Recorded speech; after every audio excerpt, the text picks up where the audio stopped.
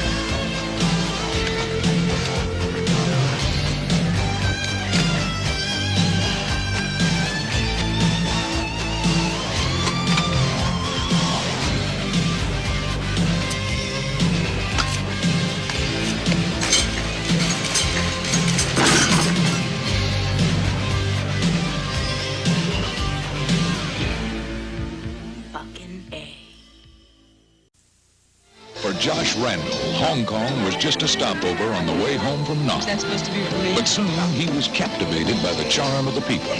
At least most of the people.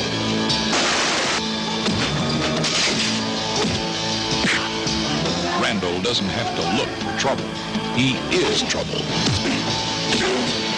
Chuck Norris is Forced Vengeance. Rated R. Starts tomorrow at selected theaters and drive-ins. Consult newspaper for theater. Hey, this is Matt once again. Welcome back to another review, and this is another request, this time from Alban. It's a paid request. Thank you so much for that.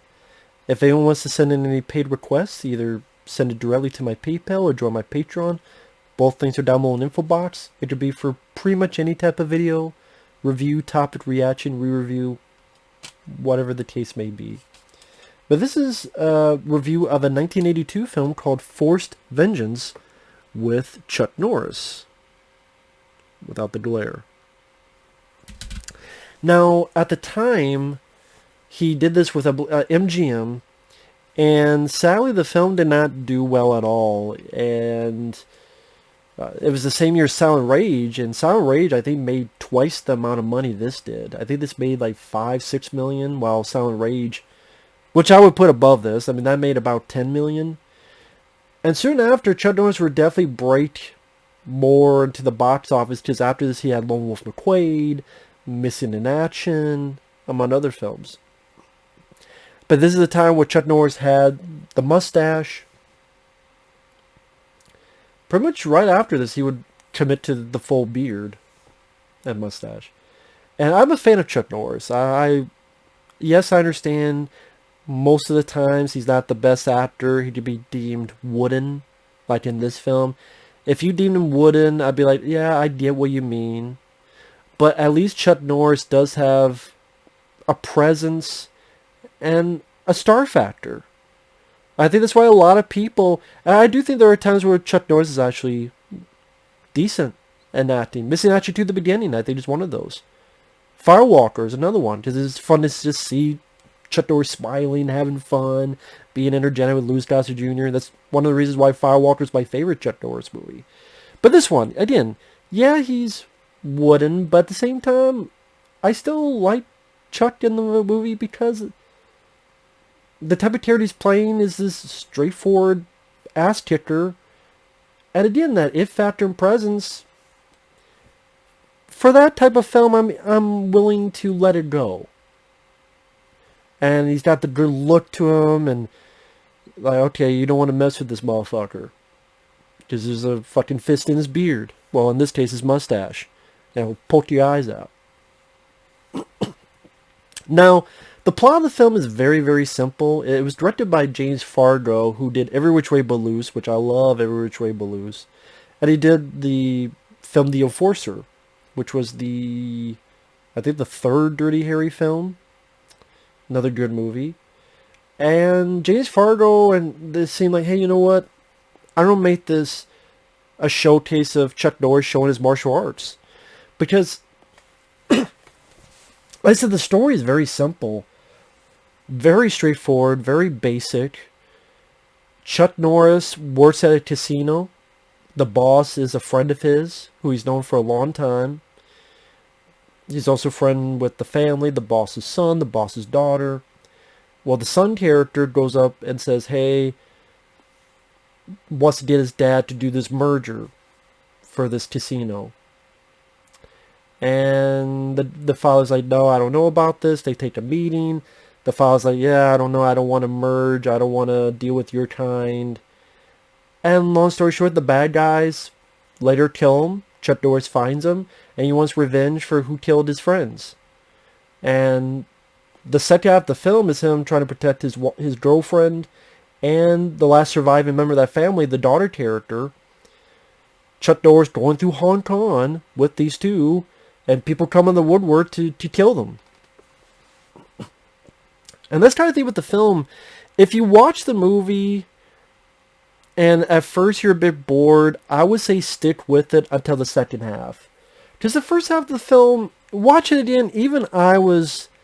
Because I haven't seen this film in a while. I'm like, okay, this is not as action-packed as I remember. I thought I remember this being like, okay, like every 5 minutes. There's little bits here and there to be truthful. I mean, the very beginning is the silhouette of Chuck Norris flying guy in slow motion from this big neon sign, which then you see that scene later on. But here it's done in slow motion. I'm like, that's a way to open up a film. It's cool that it's all in silhouette. And you do see little bits where Chuck Norris, he's supposed to get this money. The guy won't pay him because he has gambling obligations. But what does? Ooh, you punched Chuck Norris's hat. Now he's pissed off. And he does narration, but it's a lot better than the Octagon, because in the Octagon, Chuck Norris said this, what's going on? They cut that shit out. I don't mind the narration. Yeah, the delivery is a bit wooden, but I like some of the stuff he said, like, my best hat. Or, why do you always knock off my hat? Shit. You fuck with his hat, he'll beat the fuck out of you. From there to the middle of the film, which is about, again, like maybe 30 minutes, it's a bit slow to get there because the other supporting characters, there's really nothing too interesting. The actors I don't recognize. It does help that it takes place in Hong Kong, so you have a nice background of Hong Kong and very nice locales and scenery. That definitely helps. But I understand it's also setting up. It's setting up his relationship with his boss. It's setting up what he does at the casino. How he's old friends with the boss. The development of the boss's son wanting to do this thing. A little bit of setup with his girlfriend. There is a fun bit where the guy tries to punch him, but Chuck Norris threatens by, you do that, I'm going to knock your nuts out. It is one of those trailers. The trailer was weird for this movie. The trailer doesn't really take the movie seriously. Because you watch the trailer's like the narrator is kind of comedic.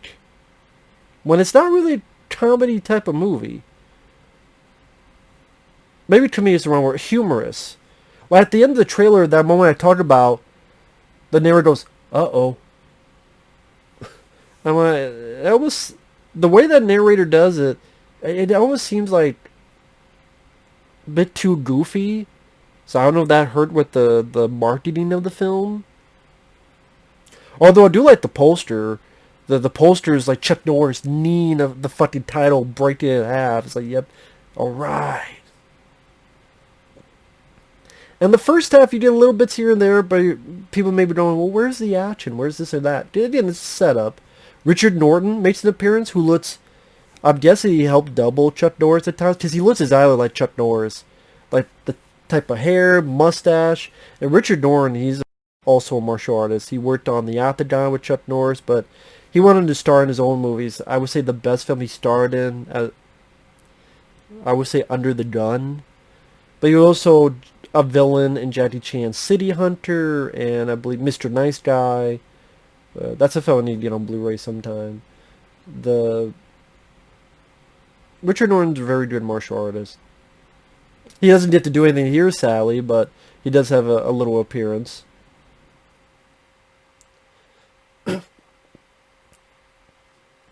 But yeah, the people get killed. He goes to get the daughter. Chuck Norris gets arrested. He gets strip searched. You see a bit of scars on his back. And that's what I'm talking. That's pretty much the first half of the movie. Now the second half is when it really kicks in, because now he's got his girlfriend and this other girl he's got to protect. That is pretty much Chuck Norris beats the shit out of everybody, the movie. That's kind of one of the fun aspects of forced vengeance. If you want to see Chuck Norris beat people up, this is a film to do it. And of the films, other than, say, maybe An Eye for an Eye, because you gotta think about it, a lot of times it's more gunplay, like Missing Action films is a bit more gunplay. At least Missing Action 1 and 3. Maybe not so much 2.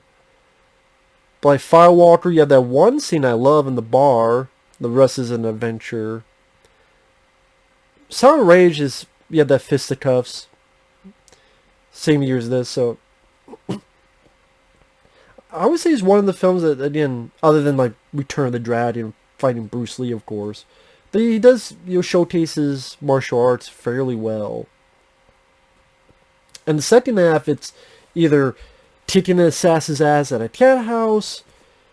I guarantee you this is a nod to Bruce Lee, because there's a guy with nunchucks, and then Chuck just pulls out a gun, and the guy puts nunchucks on his neck, kind of like when Bruce Lee did. I believe he did that in certain stuff. There's a guy who fights with him in a knife, and Chuck just gets the gun and shoots the guy.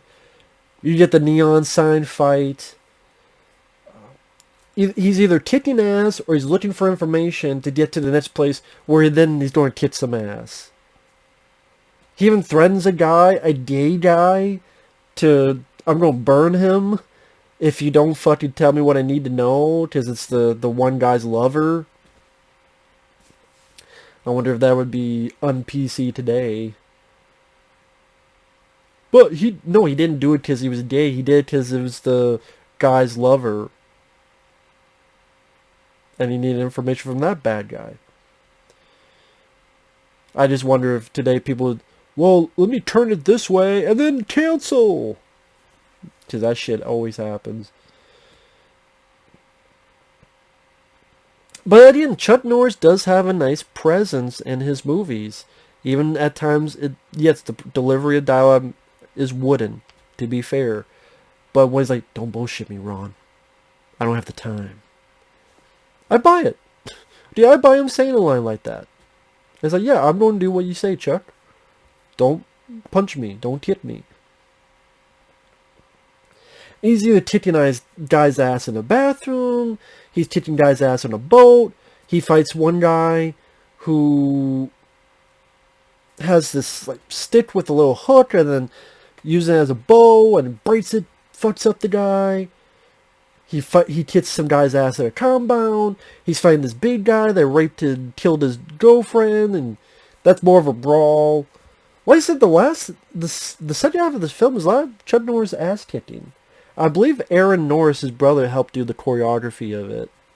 Now, when I say ass kicking, it's not going to be anything in the vein of, say, Jackie Chan or like Drive, which this is another review coming up with Mark Dacascos. It was nothing of that nature. Back in the day with the martial arts, it was quick but effective. Unless it's a big fight, like the end with Chuck Norris and David Carradine and Lone Wolf McQuade. I like the score. I think the score fit the film very well. Do do do do do do, bow down. Do.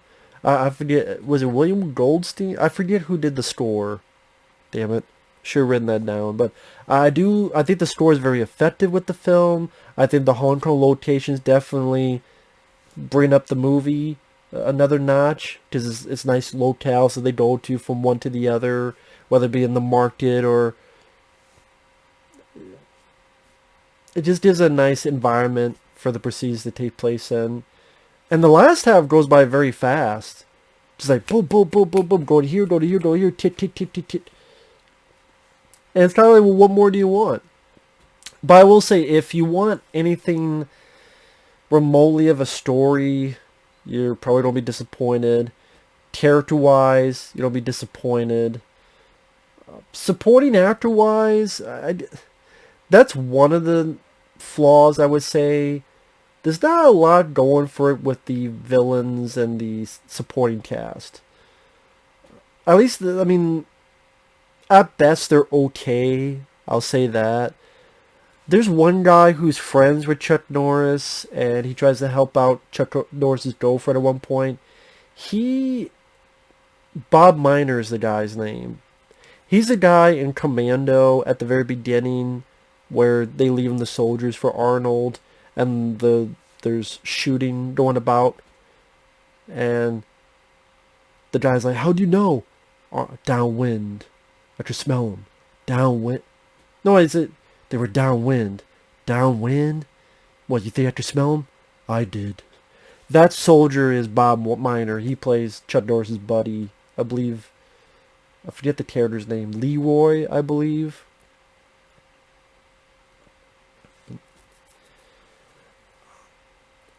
And the fight at the end, it's a bit more of a brawl. Grab because the guy's so big and he can only move so slow. So it's not going to be a David Carradine fight like Lone McQuaid. Or even, the fight at the end of Missing Action 2, which I enjoy, with the villain in that.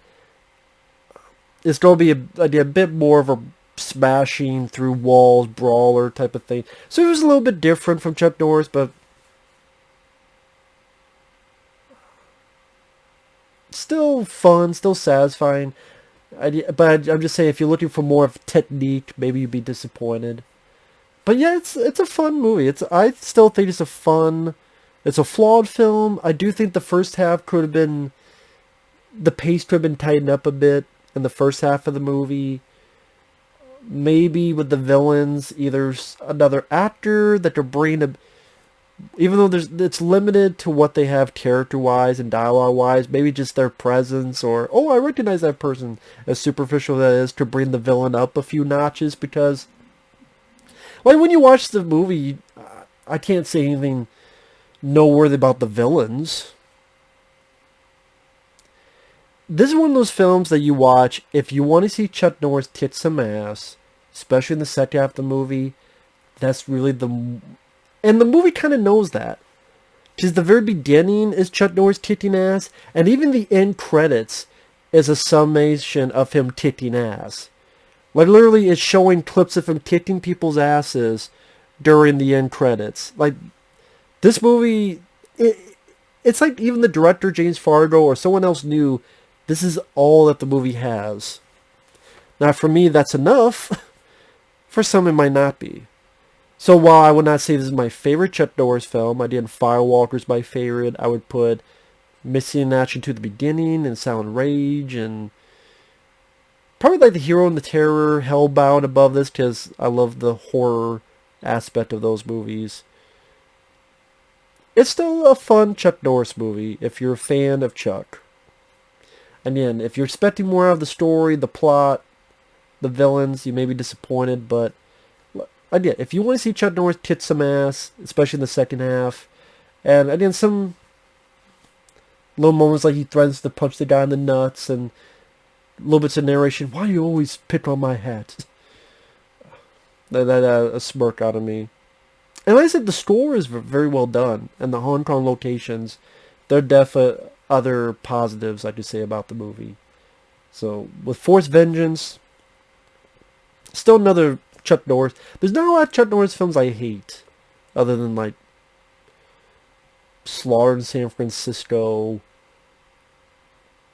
not really a Chuck Norris film, but he's in it. Forest Warrior I hate.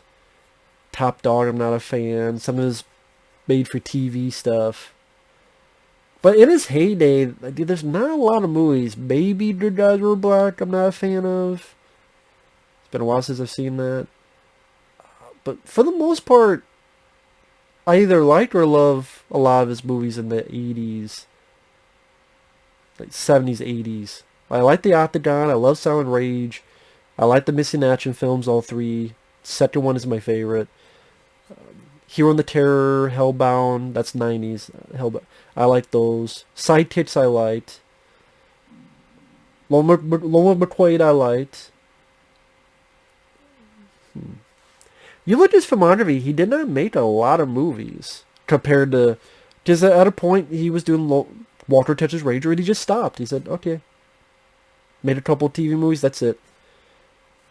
I think because he knew I'm too old. Something Steven Seagal doesn't know. And you know what? I kind of appreciate Chuck Norris for doing that. Although I miss Chuck Norris, it was cool to see him in Expendables 2. I get his rationale, and I can appreciate that. I wish he would do interviews, talk about his backlog of movies, but what can you do? Invasion USA, that's another good one. Don't want to forget that one. But yeah. Thanks for watching. We'll see you guys later. Bye-bye.